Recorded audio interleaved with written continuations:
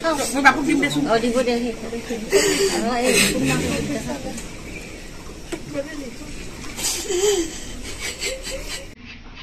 এটা দৃশ্যটো দেখি আপোনাৰো চকু সেমেকি উঠিব। বানপানীয়ে কাঢ়ি নিছে বহুতৰে জীৱন, অন্ধকাৰ নমাই আনিছে বহুতৰে জীৱনলৈ। সম্পন্ন কৰিবলগীয়া হৈছে দমকলৰ পাৰতে মৃতকৰ অন্ত্যেষ্টিক্ৰিয়া। বজালিত বানৰ তাণ্ডৱ, দমকলৰ পাৰতেই মৃতকৰ অন্ত্যেষ্টিক্ৰিয়া। বজালিত সংহাৰী বানৰ প্ৰকোপ লাহে লাহে কমিছে যদিও ইয়াৰ মাজতে সংঘটিত এক মৰ্মান্তিক ঘটনাই সকলোকে চুই গৈছে। বজালি মহকুমাৰ অন্তৰ্গত গুণৰীৰ এগৰাকী ব্যক্তিৰ মৃতদেহ বানপানীৰ বাবে নিজৰ ঘৰৰ পিছফালে থকা দমকলৰ পাৰতেই দাহ কৰিবলগীয়া হয়।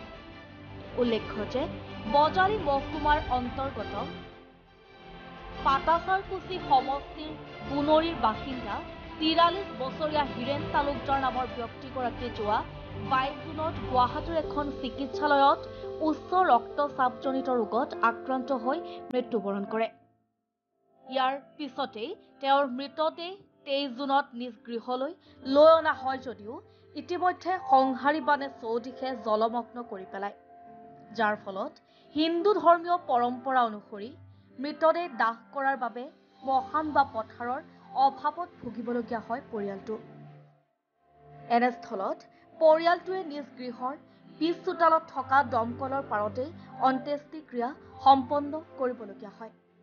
উল্লেখ্য যে কৃষি কাৰ্যৰে জীৱন নিৰ্বাহ কৰা হীৰেন তালুকদাৰৰ কৃষি পথাৰ বানপানী আৱৰি ৰখাৰ বাবে যোৱা ১৫ দিন ধৰি উপাৰ্জনবিহীনভাৱে ঘৰতে আবদ্ধ হৈ থাকিবলগীয়া হোৱাত পৰিয়ালৰ ভৰণ পোষণৰ চিন্তাত উদ্বিগ্ন হৈ পৰে।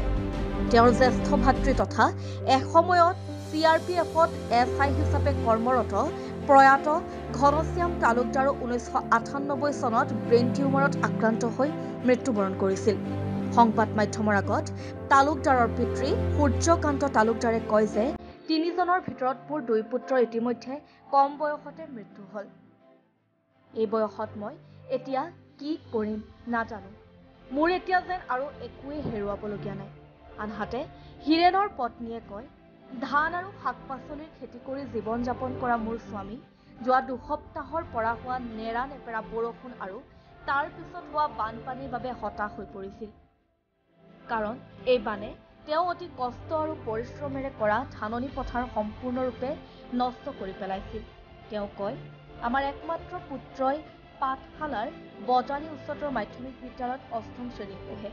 এতিয়া ঘৰৰ একমাত্ৰ উপাৰ্জনকাৰী পিতৃৰ অবৰ্তমানত আমি কি কৰিম, কলৈ যাম নাজানো। কি নাম আছিল আপোনাৰ হাজবেণ্ডৰ? হীৰেন তালুকদাৰ। কেনেকে কি হ'ল কওকচোন? এনেকৈ মানে তেওঁ খেতিয়ক আছিল, আগতে খেতি কৰা আছিল। আজি ১৫ দিনমান ধৰি বানপানীৰ কাৰণে তেওঁ ঘৰতে আছিল। আমাৰ ঘৰখনৰ একমাত্ৰ উপাৰ্জনৰ স্থলতে হৈ আছিল। কিন্তু অকস্মাত সোমবাৰে সন্ধিয়া ৯টামান বজাত ব্ৰেইন ষ্ট্ৰক হৈ মই এই ল'ৰাটোৰ লগত মেডিকেলক লৈ গ'লোঁ। পাঠশালাৰ পৰা গুৱাহাটীক চিফ্ট কৰিলে, মই গুৱাহাটী লৈ গ'লোঁ। কিন্তু মানুহজন আৰু ঘূৰাই আনিব নোৱাৰিলোঁ। বৃহস্পতিবাৰে তেখেতক ডেট ঘোষণা কৰিলে। এতিয়া মই কেনেকৈ চলিম, কি কৰিম? ল'ৰা এটাই, ল'ৰাটোলৈ কেনেকৈ চলিম?